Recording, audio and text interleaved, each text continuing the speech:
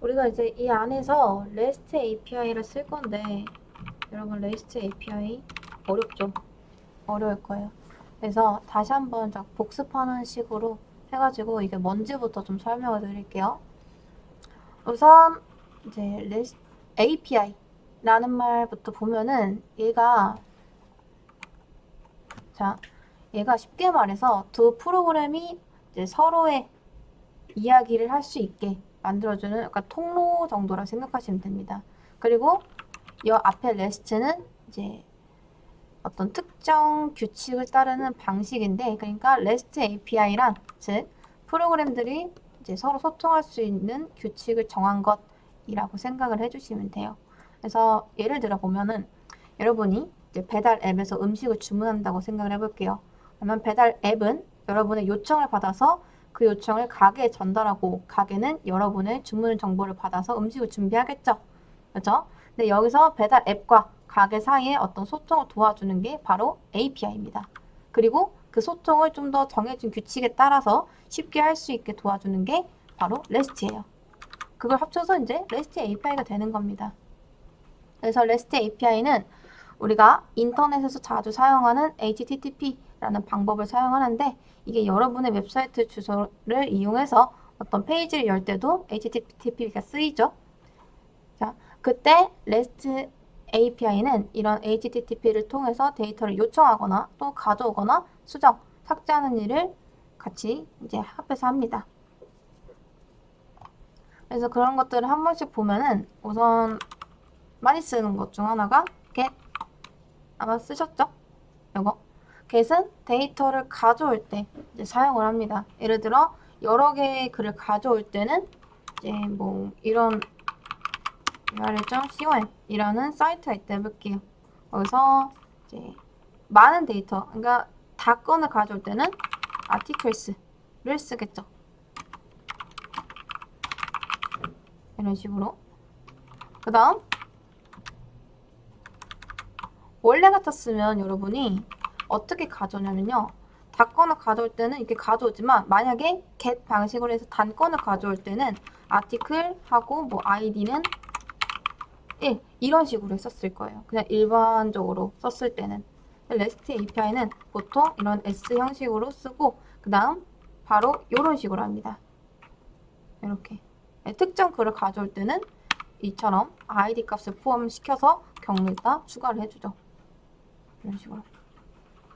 그래서 get 방식은 보통 복수 형태의 경로를 사용해서 여러 데이터를 리스트 형태로 불러오는데 이제 사용이 됩니다. 그 다음 또 하나 get 방식이 있고, 또 포스트가 있죠. 포스트 방식. 자, 포스트는 말 그대로 데이터를 등록할 때 사용을 합니다. 예를 들어 새로운 글을 등록할 때에는 이제 url.com 하고 여기다가 이제 articles 이런 식으로 담죠. 그러면 여기 있는 articles랑 여기 있는 articles랑 겹치지 않나 이렇게 생각하시는데, 이제 메서드가 다르겠죠. 메서드. 그래서 가져올 때는 get을 가져오는데, 이렇게 포스트로 articles 하면은 게시물이 등록이 됩니다. 이런 식으로. 그럼 이제 리퀘스트 바디에 담아서 보내겠죠. 그 다음 수정할 때는 put 또는 패치를 사용을 합니다. 이렇게. 그래서 수정할 때는 이제 url.com 하고 articles 1 이런 식으로 보내게 되는 거죠. 그러니까 보면은 주소값이 다 뭔가 비슷하잖아요. 근데 뭘로 구분하냐? 이런 메서드 어떤 형태로 보내냐, 받냐 이런 걸로 구분합니다. 이렇게. 그래서 보통 put은 전체 데이터를 수정할 때, 그리고 패치는 일부 데이터를 수정할 때 주로 사용이 됩니다. 그리고 마지막 delete가 있죠. delete는 데이터를 삭제할 때 사용을 하는데, 특정 데이터를 삭제하려면 이제 put이나 패치에서 했던 것처럼 똑같이 이런 URL을 씁니다. 이런 식으로. 그럼 특정한 데이터를 대상으로 이제 삭제 요청을 보내게 되겠죠. 그래서 이런 네 가지 방식을 사용해서 이제 우리가 REST API를 쓰는데, 이렇게 REST API인 게 약간 그런 거예요. RESTful하게 API를 설계하려면 이렇게 메서드를 설정해 주시면 되고, 그 다음 URL의 의미가 명확해지고, 이렇게 쓰면요, 또 자원을 좀 더 효율적으로 사용할 수 있게 됩니다. 그 다음 또 장점이 있는데, 이제 프론트엔드가 서버로부터 어떤 데이터를 요청할 때 주로 제이선 형태로 제이선은 이제 데이터를 주고받죠. 그럴 때도 좀 용이합니다. 이런 식으로.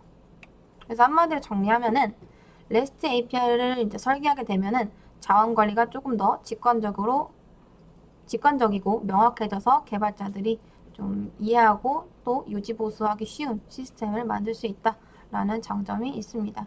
이제 이런 거를 통해서 우리가 이제부터 이 Next.js랑 함께 스프링 부트를 사용을 해볼게요.